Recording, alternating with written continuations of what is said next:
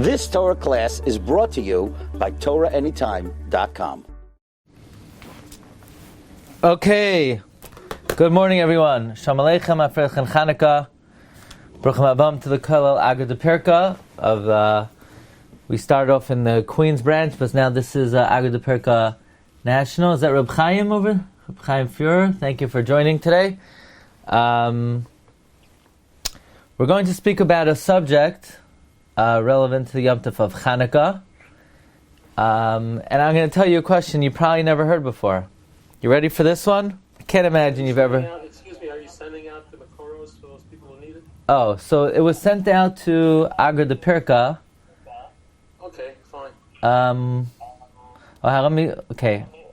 Oh, that's okay. I'm not looking to do it, but I'm happy to help. I forgot to send to you. Okay, sorry. Okay, so we're going to share with you a question today that perhaps you've never heard before. You ever hear this question?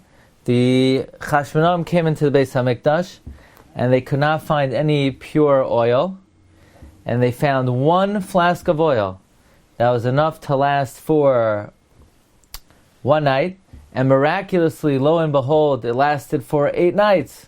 So, you know who asked this question? This is the question of the Beis Yosef. I can't imagine that you ever heard this question before.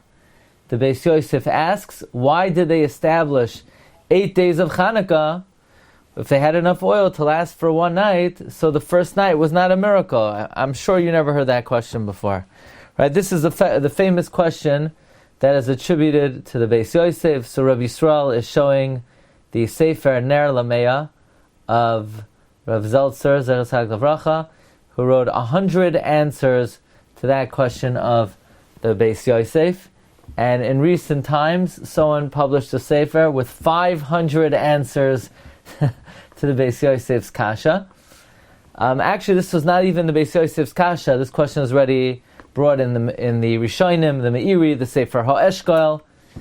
But this is the question attributed to the Beis Yosef. What I would like to do today is to investigate one particular answer that is given. This is an answer that's also quite well known and famous, and I would like to dig a little bit deeper. Okay, if anyone doesn't have the Maramakoimos, it's up on the screen on the Zoom, so you could join Zoom. If you're listening on the phone, you could go to rabbidg.com, and through there you could join in the Zoom. I usually send the Maramakoimos to Rabbi Yisrael Maskowitz. I forgot to do that this week. Agar de Pirka has it, but in the future you'll be able to get it both ways. That's the question of the Beis Yosef. So I want to share with you the answer of the Alter of Kelm, Reb Simcha Zisel Ziv, the Alter of Kelm, who gives his own answer to this question. Of course, we know the Beis Yosef gives 3 famous answers. Either they divided the oil into 8 parts, and therefore every night was a miracle.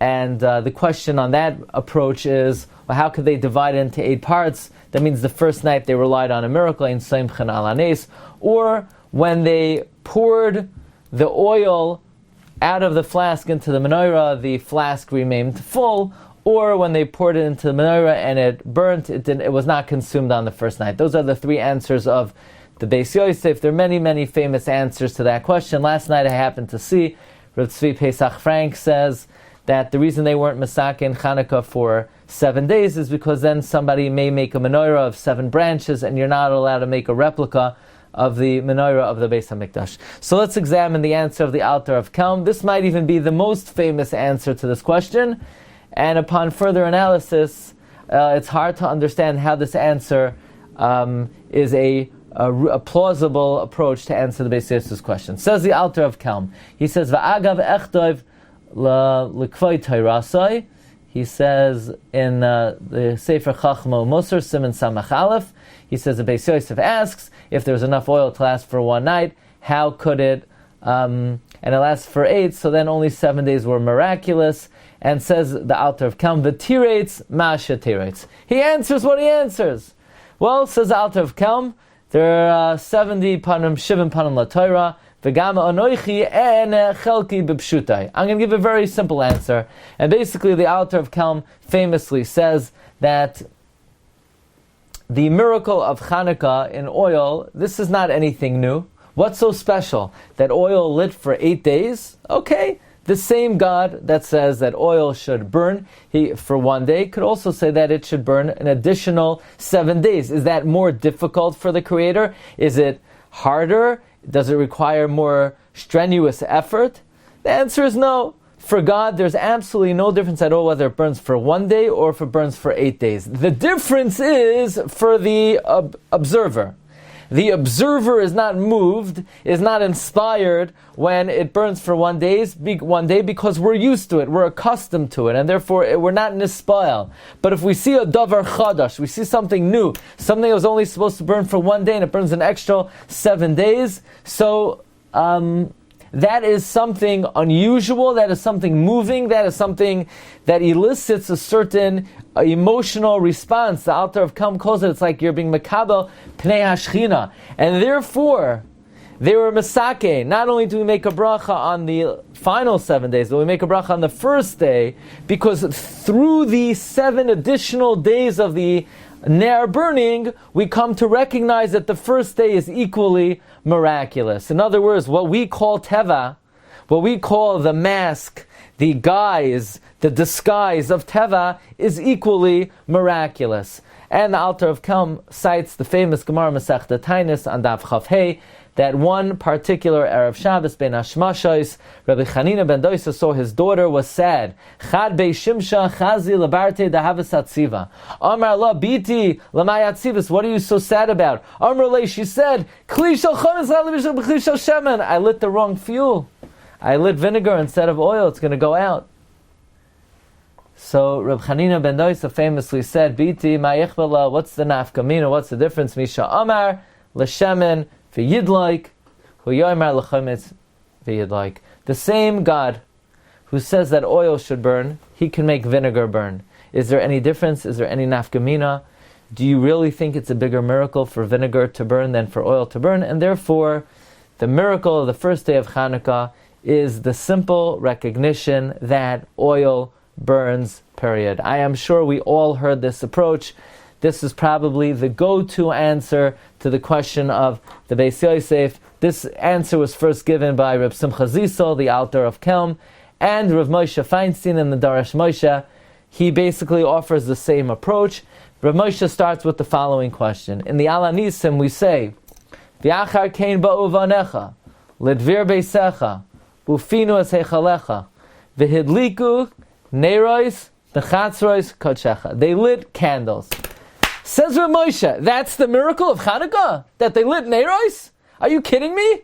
Who wrote this Alanisim? Why didn't by the way, who did write the Alanisim? Alanisim was written by Yochanan Kohen Gadol. Yochanan has Gematria 125. There are 125 words in Alanisim, or either 124 words in Alanisim, Gematria Yochanan, or 125, one more than the numerical value of Yochanan. Why didn't Yochanan Kohen Gadol write V'hidliku ner liyoim echad v'hafla v'fela hidliku l'shmona yamim? Why does he just say V'hidliku neiros? That's the miracle, that they lit a candle? We know the story. The story is they only found enough oil for 1 night and it lasted for 8 nights. Why didn't Yochanan Kohen Gadol write about the miracle?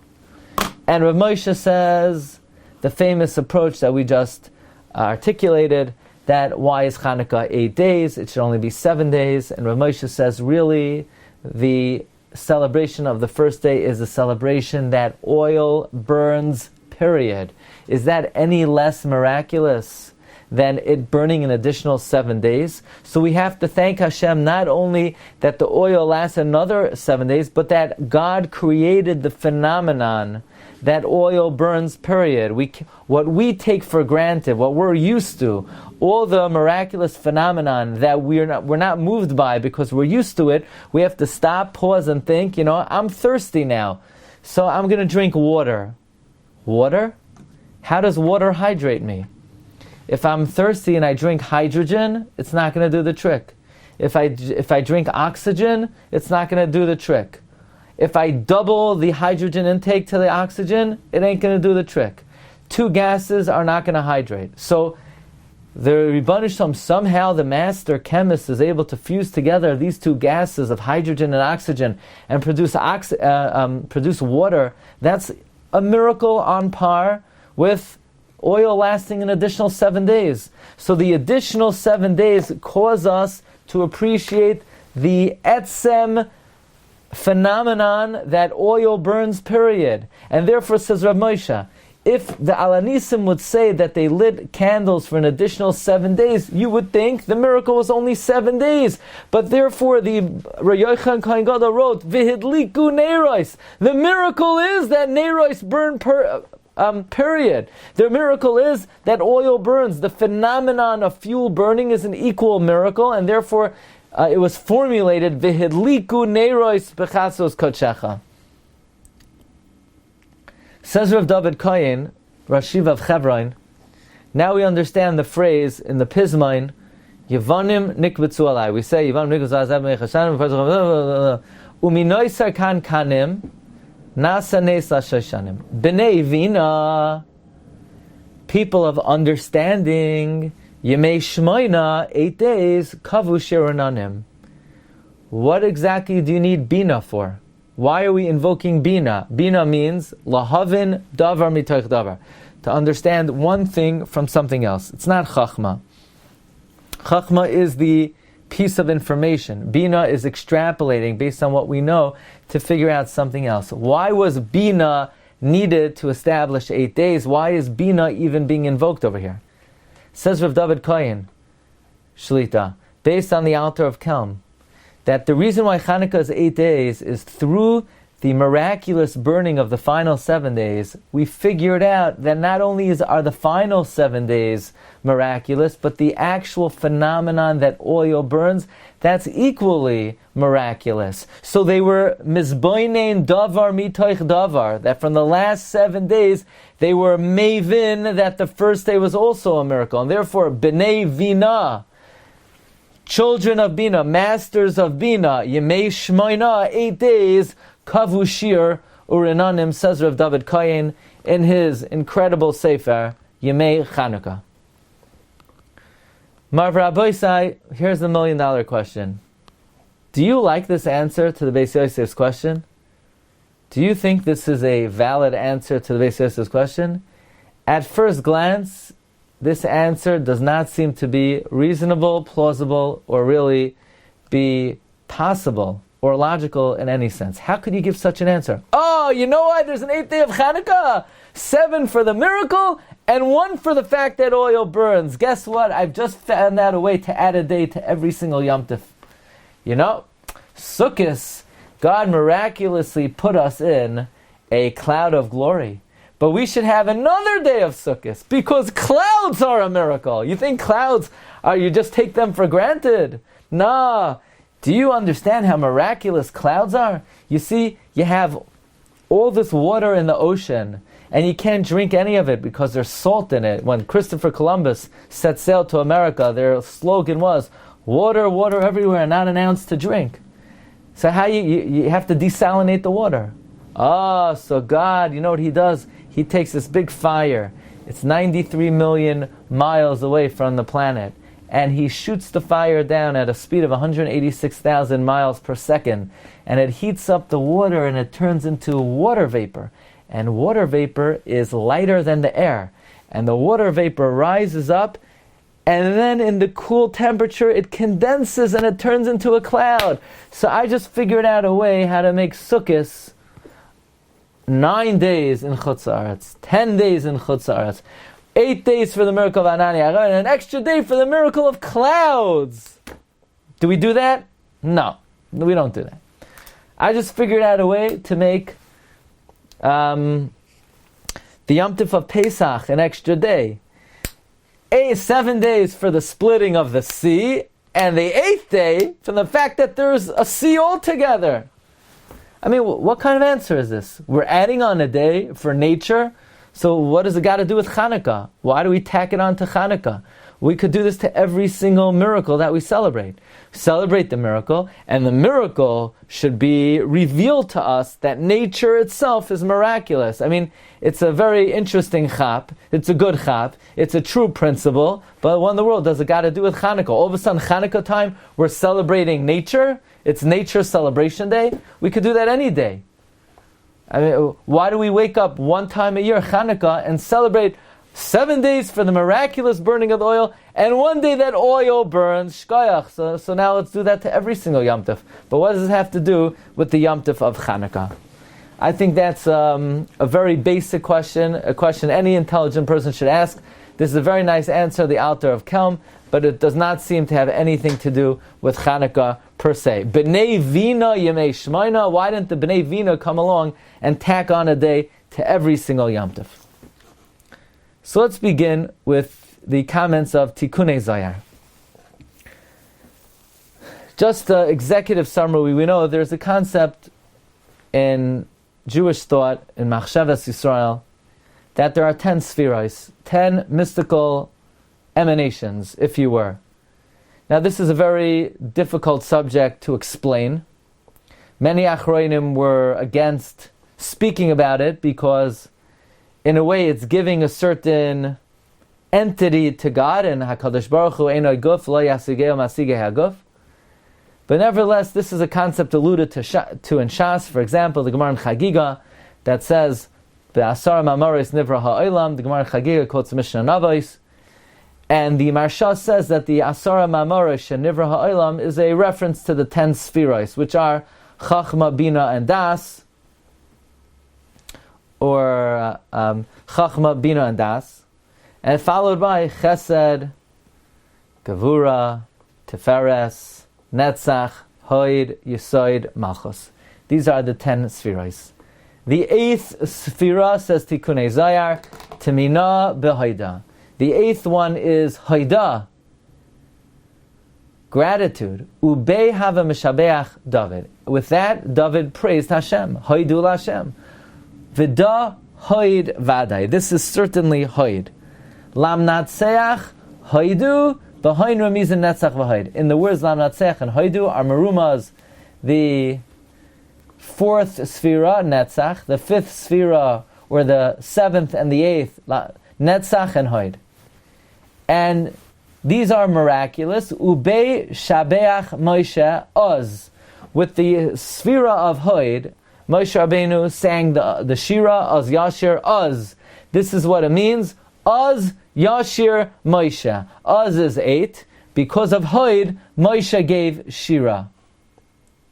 And they correspond to the 8th day, 8 days of Mila. And then the Tikunei Zohar says, V'ihu Hoid, this sphera of Hoid, Temanya Yoimei de Chanukah, are the 8 days of Chanukah. So now obviously this is a very lofty concept. Let's try to assimilate it based on our capacity. There are 10 spheros. Each sphera is corresponding to one of the great Avos Ha'olam, one of the 7 Ushpizin. Abraham is Chesed, Yitzchak is Gvura, Yaakov is Tiferes, Moshe is Netzach, Aaron is Hoid, Yosef is Yesod, David is Malchus. But there's another concept that the Yomim Tovim correspond to the spheros. Chanukah, the Zohar says, corresponds to Hoid. What does it mean it corresponds to Hoid? Reb Chaim Friedlander basically explains that the Hanhaga of Hoid is intertwined and comes to expression and fruition on Chanukah. So there's a specific connection between Hoid and Chanukah. Comes a Chidah, the Chidah in the Sefer Dvarim Achadim, and the Chidah says that in the name of the Beis Shmuel, the sheets are a little bit out of order here. We go to page 2.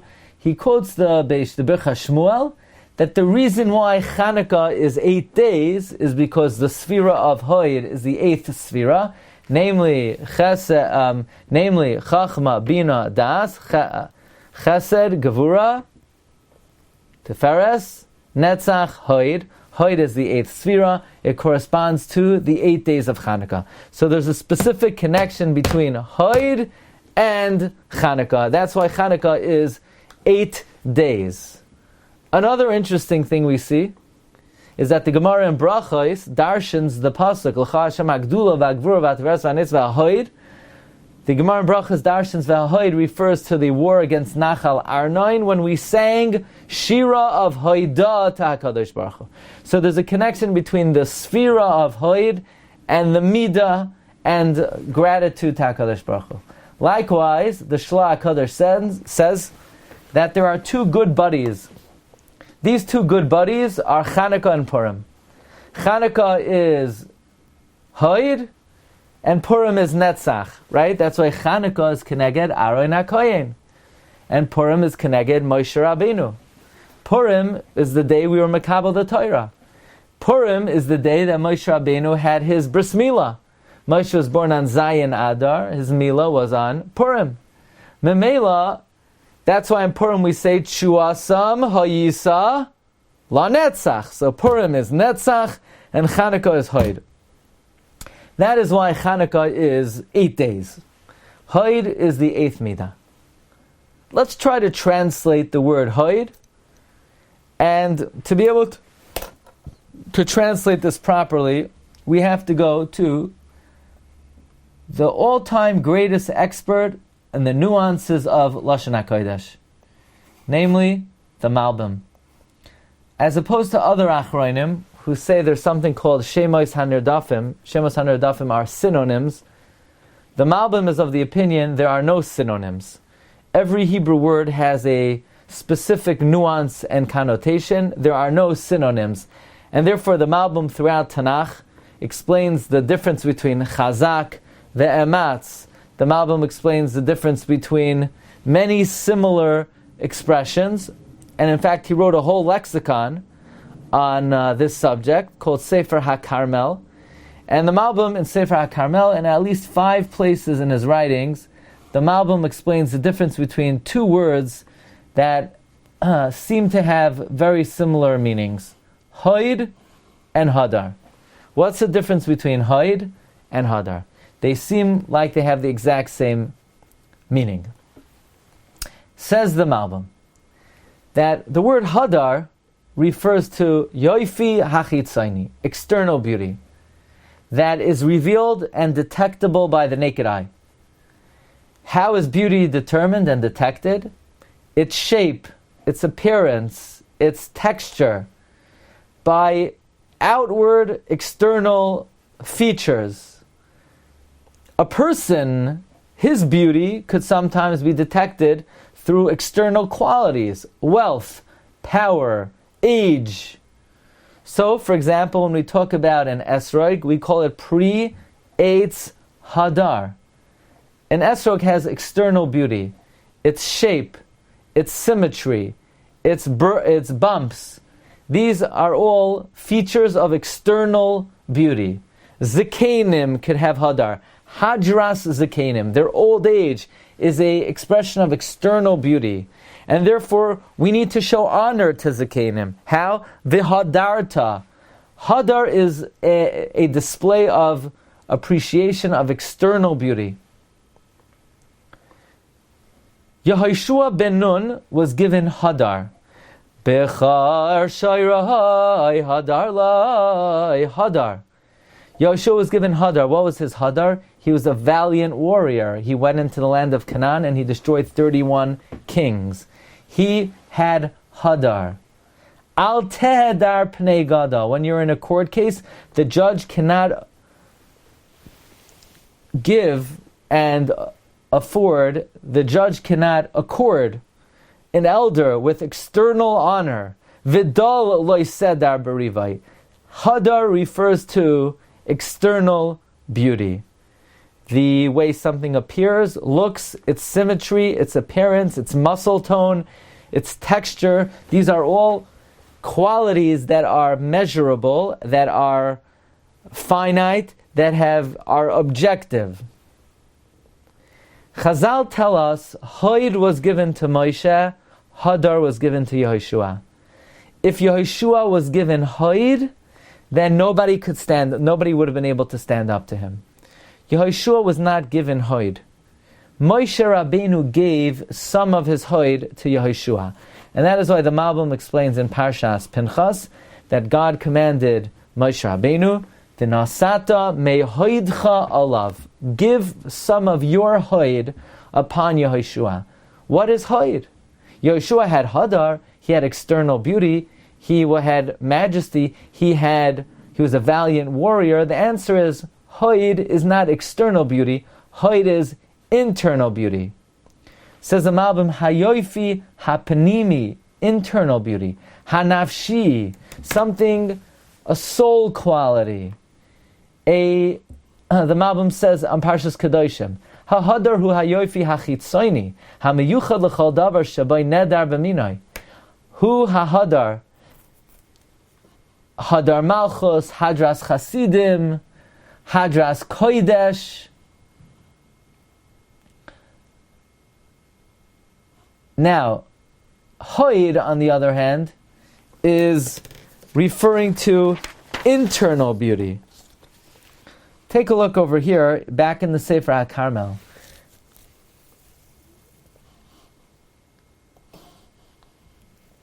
V'koyach hoid, yesh hevdel bein hoid uvein hadar. Hoid ba al ha'inyan ha'pnimi atzuri. Hoid refers to internal quality, what's intrinsic to the item. Ziv panimi, a splendor, a internal splendor, a soul quality that makes the item beautiful. Tsurasai hanavshis. This is its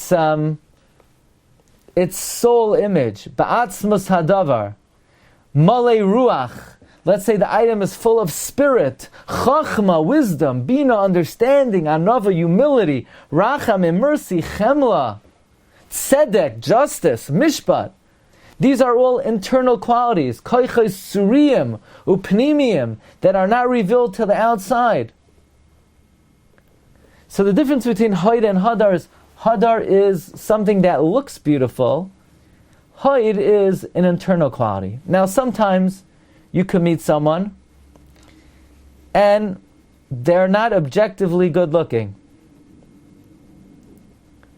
Maybe if you see a picture of them, you don't see anything unusually attractive. There's nothing objectively nice about the appearance. However, upon meeting them, they have a certain quality, a certain chen. Maybe it's their anivos, maybe it's their chachma, chachmas adam ta'ir panav, where these internal qualities, their justice, their kindness, they cast a certain illumination on the personality of the person, where there's an inner splendor that transcends the objective, cold qualities of appearance that this person has. That's hoid. And sometimes a person could be not objectively good looking, however, their personality, their middos, their internal qualities cause them to have a certain charm because it comes from their soul. Their soul's internal qualities transcends their outer appearance. That's the difference between hoid and hadar. And Moshe Rabbeinu was asked by the Ribbon Shalom, "V'nasata mehoidcha alav."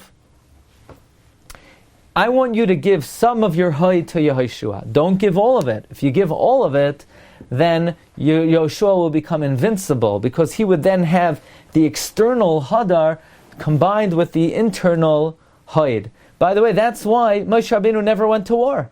Moshe Rabbeinu didn't fight wars, because he had hoid, he didn't have hadar.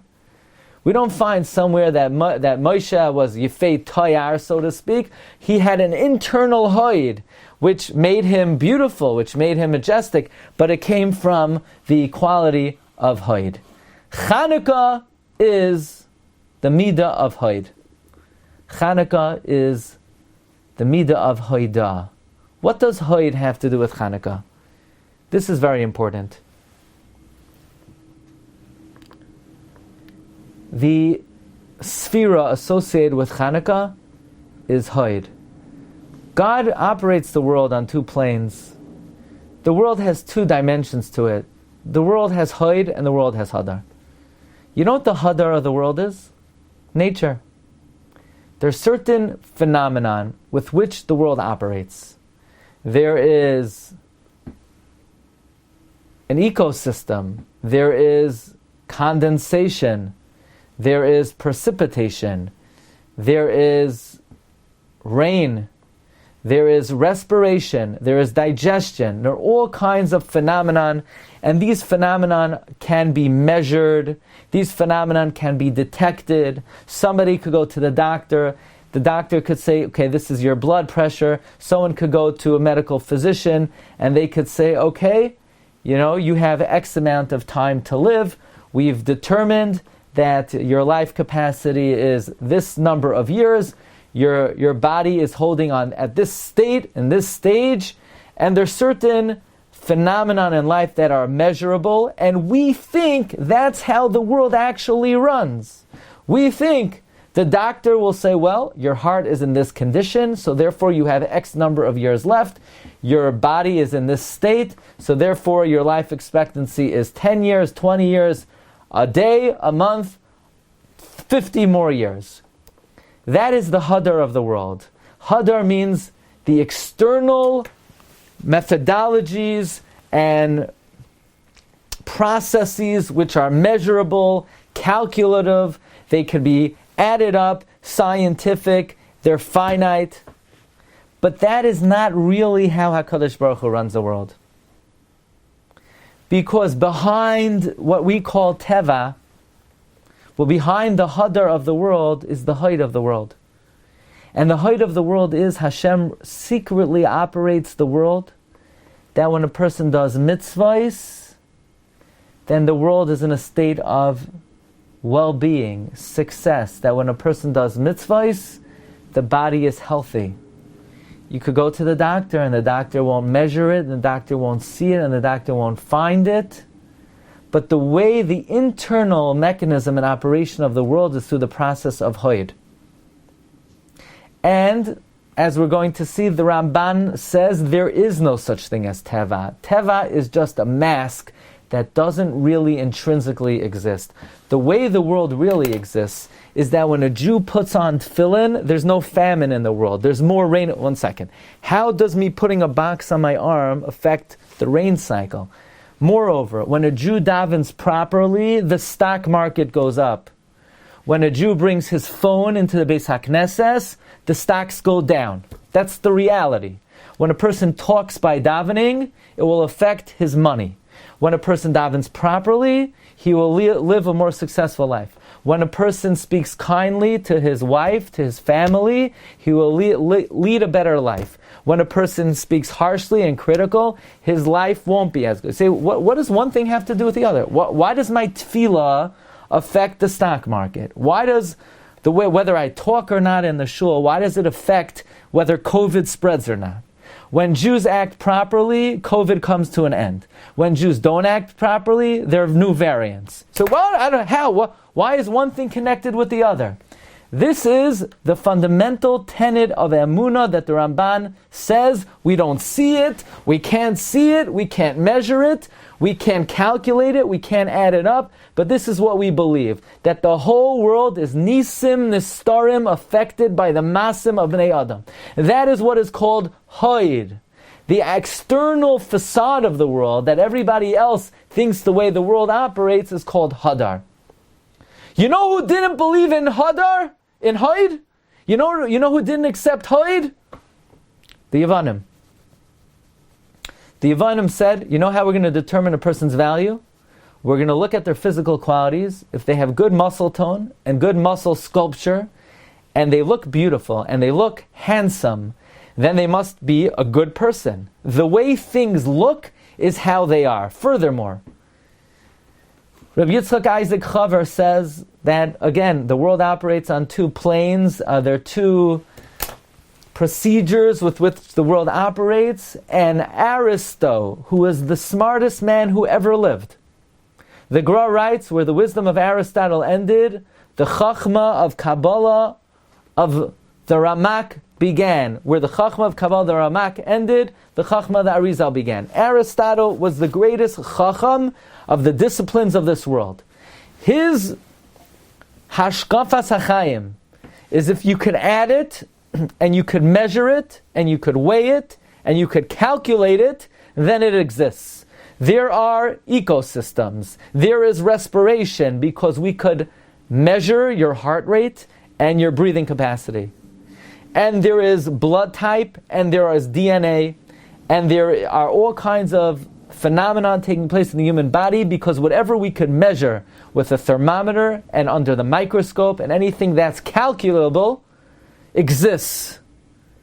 But the supernatural does not exist. If I do an act of chesed to somebody, it will not make the world a healthier place to live. It will not increase my lifespan. If I give charity, it will not save someone from illness. I don't believe in that, Aristotle said. I can't measure it, I can't see it. If I learn Torah, my life won't be better. If I pray, the stocks won't go up. That's not measurable, and therefore it does not exist.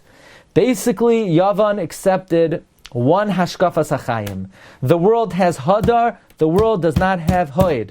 The world has certain things that you could see. Basically, what you see is what you get. The way a person looks, the way they appear, their body, their shape, their sculptive qualities, that exists. That's significant. That's important.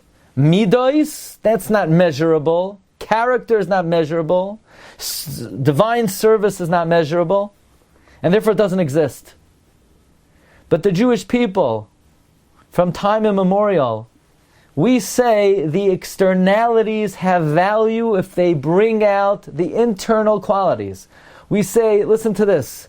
Dar ledar yishabach ma'asecha gvosach yagidu hadar kevoid hoidecha. Interesting. Hadar and hoid. Hadar kevoid hoidecha. We bring external honor to the internal qualities of character that we recognize in HaKadosh Baruch Hu. Hadar has value if it's associated with hoid. The old age of a chacham is valuable if that chacham has chachma. A person's physical beauty is significant if they have nice character. A chacham who is tall and of appearance, that has value if it brings out their wisdom and character. Hadar only has value not because we could see it and measure it and detect it, only if it lends honor and nobility to the hoid.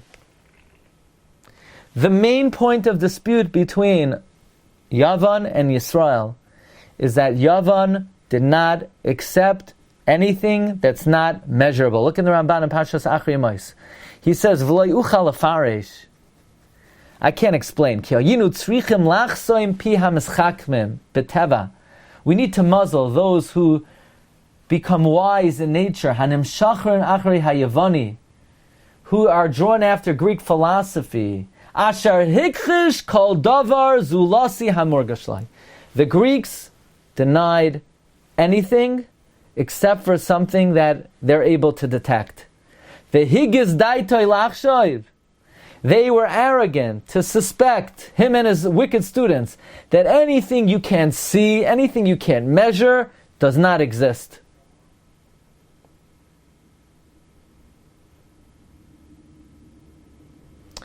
Says the Ramban in the Sefer Torah Hashem Tamima, when the Yevanim arose, they are a nation, they have no tradition of Chachma.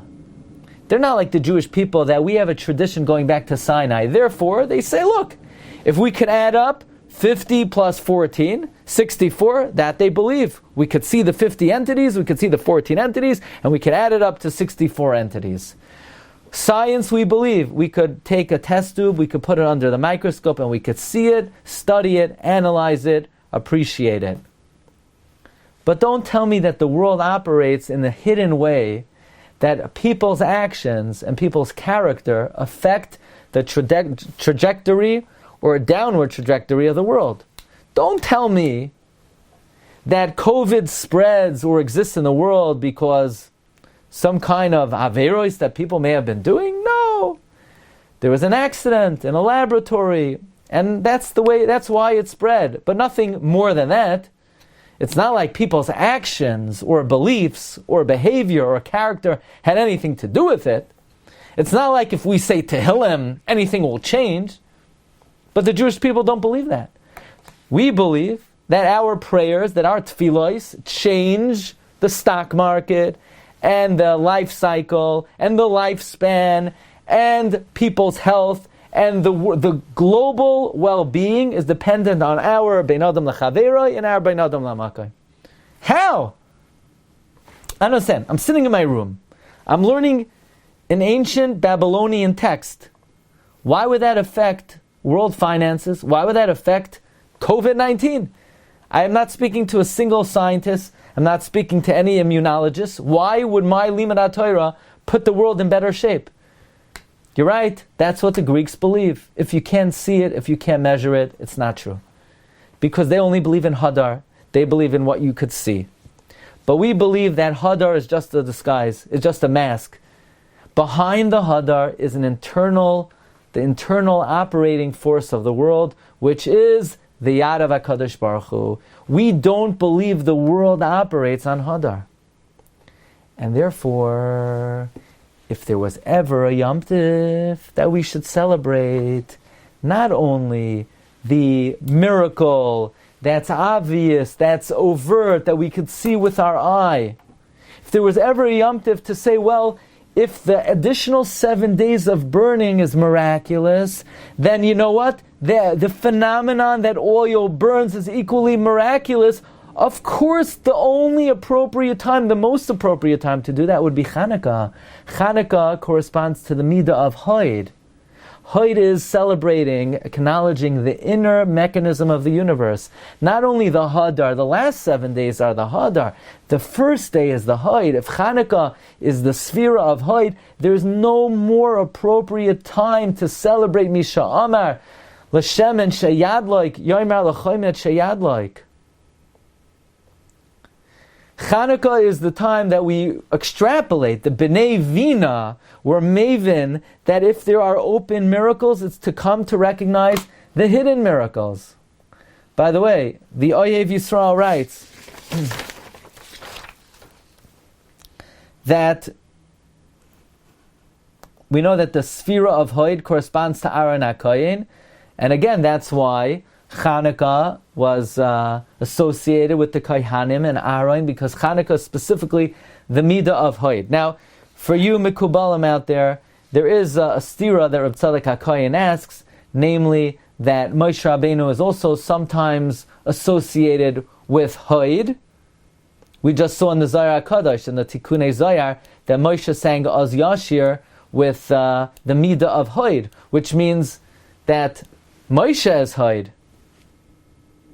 and Aaron maybe is Netzach.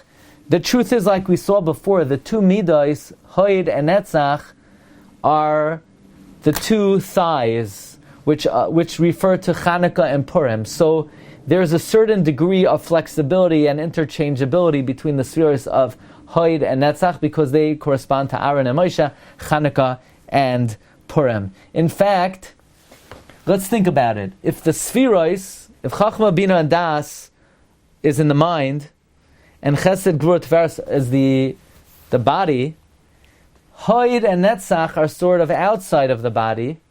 They're outside, and the Oyev Yisrael says that's why Chanukah does not have a Masechta, because since it corresponds to Hod, and of this divine entity, again, we have to be very careful. Chas v'shalom, we're not saying HaKadosh Baruch Hu has any entity or any corporeality or physical component, but this is just the way that we can sort of relate to how Hashem relates to the world. The Hod and Netzach are like the two thighs, they're outside of the body, therefore Chanukah, the Oyev Yisrael, has no Masechta. If there was ever a Yom Tif that could be captured with probably the most famous words Ramban ever wrote, it would have to be the Yom Tif of Chanukah. The Ramban, the end of Parshas Boy, writes his immortal words. The Ramban says, Min hanisim hagdolim hamifursamim, from the great and obvious and public miracles, Adam moideh b'nisim anastarim, a person will acknowledge the hidden miracles. When you see the splitting of the sea, when you see clouds of glory, when you see plagues in Egypt, we come to recognize, oh, if that's a miracle, then who's pumping my heart? I don't have anyone here performing CPA. I don't have anybody here pumping the heart. Who's pumping the heart? Who's causing the lungs to inhale and exhale? Why is that any less miraculous? But we're used to it. So the open miracle jogs our mind and says, you know what? The hidden miracles are equally miraculous. Shehem Yesoid HaTorah Kula. The foundation of the Torah is not the open miracle, it's the hidden miracle. She'ein lo adam chelek b'Torahs Moshe Rabbeinu. A person has no share in the Torah. Ad shenamin, unless a person believes, b'chol divarenu, that all matters, u'mikreinu, everything that happens to us, kulam nisim, they're all miraculous. Ein bohem teva, there's no nature. I just happened to meet somebody. I just happened to see something. I just happened to come across the following. There's no nature. Everything is a miracle. Umin hagoy shalaylam. When the stock market goes up, it's a miracle. Now, it's your fault. You made it go up. If the stock market goes down, it's also your fault. There's no happens to be. Bein barabim, both on a natural level, on a communal level, bein b'yachid, or on an individual level. Im yaseh mitzvahs yatzichenu scharo. If you do mitzvahs, things are good in the world. Vim yavar, if you violate them, yachrisenu anshay. There's punishment in the world. But how? Why do tefillin affect the rain? Why does Torah affect the stock market? Why does tefillah affect COVID-19? The answer is, hello, that's what Yavan thought. But we don't believe that. We believe that's what affects it. We pull away the veil. The veil is called Teva. The veil is called Hadar. And on the inside, there's a certain inner mechanic of the world. That's called Hoid. Hakol b'gzeres elyon. What's the connection between Hoid and Hoida? What's this got to do with gratitude? What's this got to do with gratitude? Very simple. You know why we don't have gratitude to HaKadosh Baruch Hu? Why should I have gratitude to HaKadosh Baruch Hu? I took a job that makes $100,000 a year. That's what the boss told me. And I did the job for a year, and I made $100,000. So who do I have to be grateful for? Why should I be grateful? Because my corn grew? I planted corn, so of course the corn grew. Why should I be grateful? Because I have children. I got married, and that's what happens. When you get married, you have children.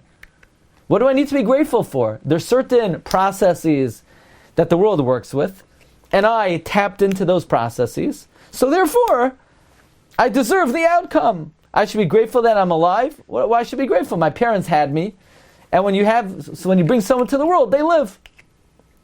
Because we have been affected by Hadar.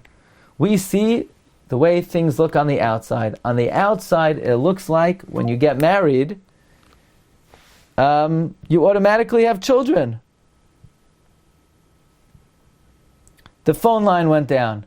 But when you get married, it looks like you automatically have children. But that's not the case. Doesn't have to be. Having children is a miracle. It's an absolute miracle. You think because you go to work, you make money? When you go to work, you're just like going through motions. But the money comes down min hashamayim like the man. You think that because you planted, automatically things will grow? Planting is just going through the motions. The growth is an absolute miracle. Oh, it's a miracle. And I might not get it, and I'm only getting it from the good graces of the Almighty. Of course I have to be grateful to HaKadosh Baruch Hu. In a world of Hadar, ingratitude abounds, because we take everything for granted. Our whole life we take for granted. Of course I'm going to wake up in the morning and I'm going to breathe and my heart is going to beat and I'll be able to walk and I'll remember what I need to do. In a word of Hadar, what do I have to be grateful for?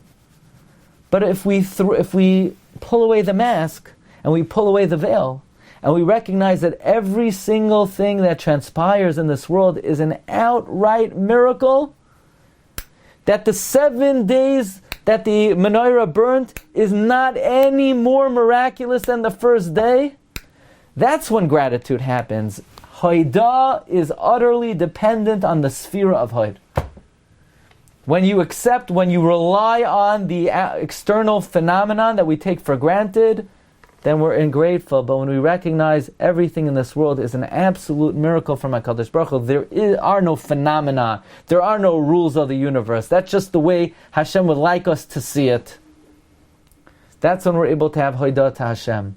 We can't take for granted that when we come home at night, we have a bed to sleep on. That's a miracle that we have a bed to sleep on. It's a miracle that we have a pillow. It's a miracle that you have a toothbrush. It's a miracle that you could walk to shul in the morning. It's a miracle that you remember where you're supposed to sit in the shul. It's a miracle that God gave you the ability to remember not to bring your cell phone into the Beis HaKnesses. That's also a miracle. That Hashem gave you the zchus to actually not bring it in. All of these things are miraculous. And that's why Chanukah is the Yom Tov of Lahoidais, because it's dependent on the Middah of Hoid. Hoid is the 8th Sphira, there are 8 days of Chanukah. And therefore, when the Alter of Kelm and Rav Moshe Feinstein says, 7 days for the miracle, 1 day for nature, it's not some random thing, let's tack on another day to Chanukah. Whoa, so why don't we tack on another day to any Yom Tov? The answer is that's the essence of the essential character of Chanukah. Chanukah is the Middah of Hoid, recognizing that there's no Teva, everything is Nisim, Ve'ein lanu chelek ve'lekei Yisrael u'v'taras Moshe ad shenamin shekol dvarenu u'makrenu kulam nisim ein bahem teva u'minhag shalom. Thank you everyone for listening. Wish everybody a freilich and Chanukah. If anybody wants to get a hold of the Sefer Elakah de Meir Aneni in honor of the upcoming yahrzeit of Rameir Balanes, which is Shabbos Chanukah, you could go to our site, rabbidg.com. They're now on sale with free shipping. Be'ez Hashem, the next Sefer is being prepared for publication on Purim in English for our school. If anybody wants to be mishtatef in that publication, please let us know. Wishing everyone a freilich and Chanukah. Thank you for listening. Have a great day. Kol tov. Rabbi, did you get what I sent you? Thank you. Rabbi, did you...